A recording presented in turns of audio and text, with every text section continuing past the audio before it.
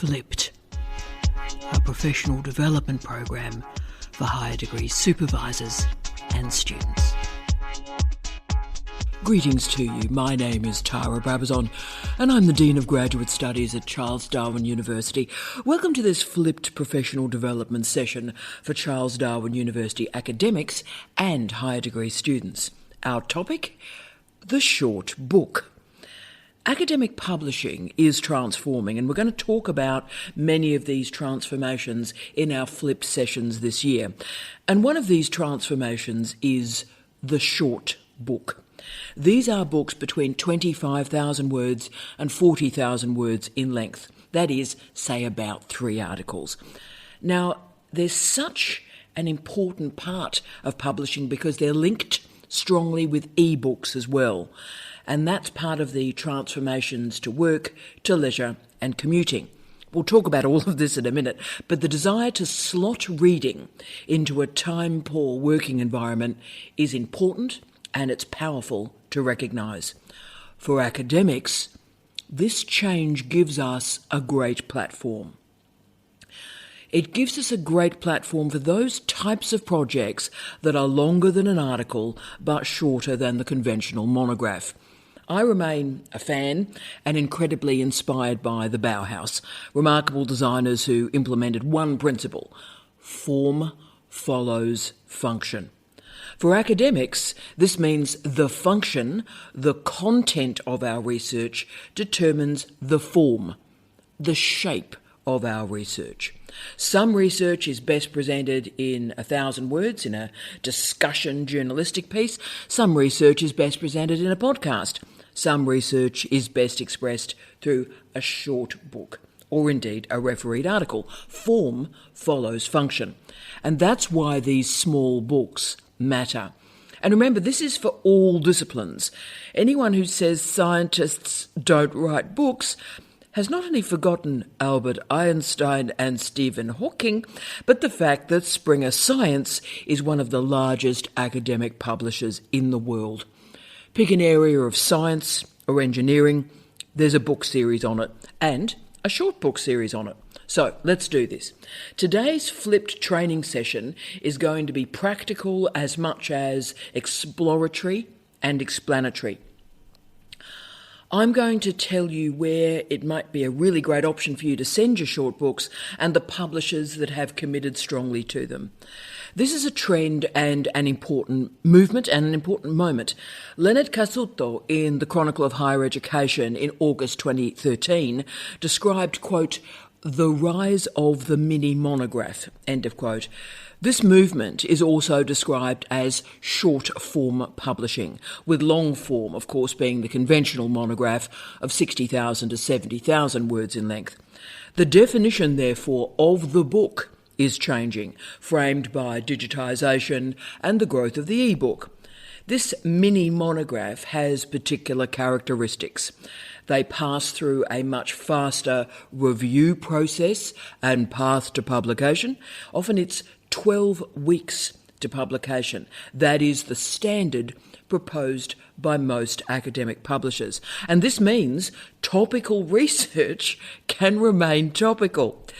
This mode of publication is now possible because digitisation has rendered it economically viable.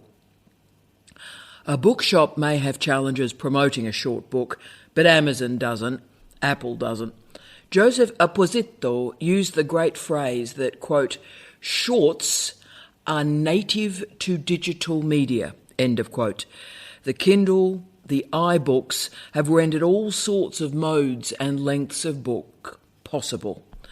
Certainly, short books exist in the analogue print era, and what is called chunking was present. So chunking takes an already existing book and takes a chunk out of it and republishes it in a different form. We know about this. And Penguin are the masters of this. They got into short books decades before the rest. And their short books, their tiny books, in fact, take an important chapter from George Orwell or Anthony Giddens or Michael Moore and create a paperback that's a very, very quick read. They have many versions of the small book. Penguin Modern is a great example of it. They call it a, quote, concentrated hit, end of quote, of an author's work. But they've also produced the short e-book, bought for £1.99p.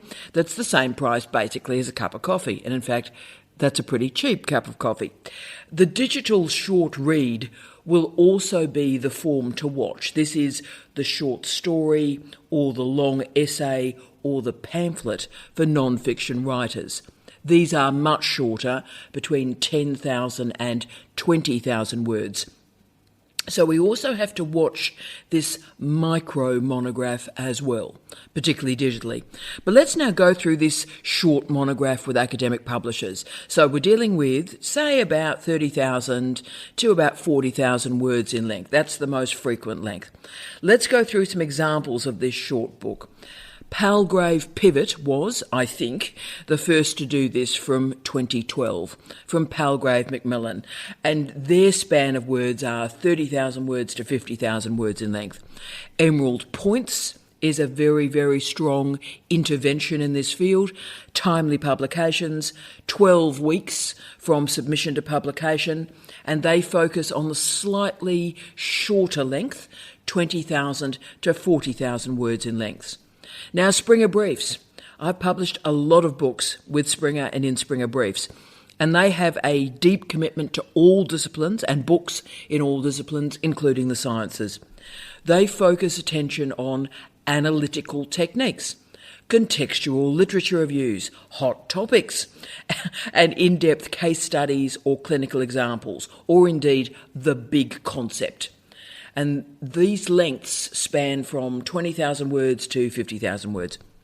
University presses are also part of this movement. Stanford Briefs runs from 20,000 to 40,000 words in length.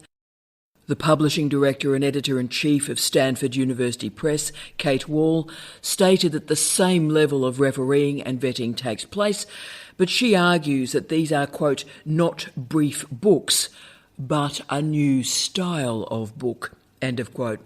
She wants them to create new spaces for argument and debate with an audience that may and indeed will reach outside of academia. This is an argument-driven style of writing that creates new spaces for flexible and different academic styles. Oxford University Press have also entered in this field, but they're more on the textbook side with their very short introductions series. Called pocket portables, they are introductions into a topic. But I would argue that they are more focused on teaching, but that's great too, but it's a bit different from what we're talking about today. So these books are flexible in format, produced at speed, and arch into e-books, thereby radically widening the audience for academic books. And they can also activate very, very sexy topics that don't have to be sustained over 70,000 words. Books like, and I'll just give you some great sexy examples, The Digital Afterlives of Jane Austen, Adoption, A Brief Social and Cultural History, Managing the Experience of Hearing Loss in Britain, 1830 to 1930. Now, I want to read all of these books, and all of these titles are from Palgrave Pivot. Pithy, short, edgy. This is a new way of thinking about academic writing. I remember there was an article in the New Yorker in 2014 by Joshua Rothman. The title was brilliant. Quote, "Why is academic writing so academic?" I never apologise about being an academic. I am proud of it. I am really proud of the research that all of us do. But being an academic doesn't mean we can't write in different ways. We have our top-end research written in our specialist languages for our colleagues, but we also must work on our prose to create new audiences for our research. So I'm not talking about stopping doing academic writing. In fact, I'm arguing the exact opposite. We must do more of it, and we must disseminate the research in different ways, in different platforms and in different modes. And yes, that includes blogs and websites and Twitter, X, streams, podcasts, and the short book. I've written 6 of these short books at the moment. Many monographs, I'll write a lot more, but 6 short books, and each of them have had a different purpose and summons one of the aims or imperatives of the small book. To provide a context around this as well, they emerged when I was in leadership posts in university. So when I was a head of department, head of school, Dean of Graduate Research, Dean of Graduate Studies. And I refused, and I refuse, to allow these leadership jobs to stop me being research active. I did not want to be one of those academic managers that stopped being an academic when they became a manager. But in these jobs, the research days ended. In fact, the capacity to complete a research hour ends. My research was and is done very early in the morning, late at night, and on weekends. So the big project, the big 75,000 word book, wasn't very easy to insert into this work pattern. But I was also developing ideas that were innovative and important. The short book was ideal for these jobs and these projects. 3 of them were part of the Springer Brief series, which I can strongly recommend. The first was Digital Wine. This demonstrates the specialist nature of these small books, by the way. This book investigated the use of QR codes to brand new wine industries, particularly small premium wine industries. The impact of this rather specialist book was incredible, with firms around the world using QR codes on an array of wine packaging, citing us in their marketing campaigns. The next go at the short book was Enabling University. I wrote this while I was a head of school, and I wanted to make sure that universal design was part of online and offline higher education. So it was a political book. It made an argument. And my third attempt was Unique Urbanity, rethinking third-tier cities, degeneration, regeneration and mobility. And this became my consultancy business card, probably the most valuable book I've ever written in terms of consultancy. It claimed the space of the small cities, the large towns, and showed how regeneration can take place. So whenever anyone needs some work on small cities, who are you going to call? So the next book was written with Steve Redhead and Sunny Rushivara, and it was titled Trump Studies, an intellectual guide to why citizens vote against their own best interests. This is a political book. It needed to be a quick book and published quickly, but it was also a high theory book. It provided the explanation. In fact, it provides the explanation to why Trump existed, why Brexit happened, why all the weird political stuff has been emerging around us. So the short publishing timeline has made a difference to this book. It was delivered in July 2018. It was published in October 2018 and marketed through the key Christmas period. It also sold way up to the 2020 election, and of course, not surprisingly, it's got a new life now in 2024. But this is a great example of how these short books can make a clear argument, thereby creating an audience far beyond academics. My other couple of short books were The Creative PhD with Dr. Tiffany Lindell-Knight and Natalie Hills, looking at the challenges and the strengths of creative-led PhDs. And obviously, 12 Rules for Academic Life.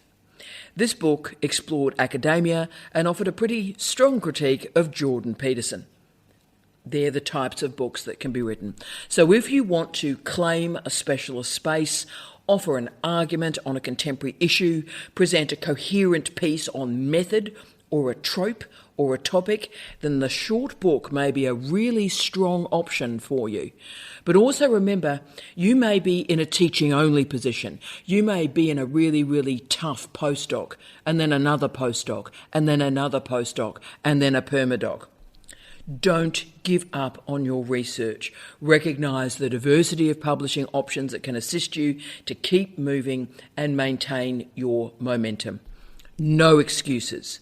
There is a mode of dissemination that will suit you and your circumstances and your stage of your career and your research. And I look forward to talking with you soon about the short books that may exist in your future. See you soon.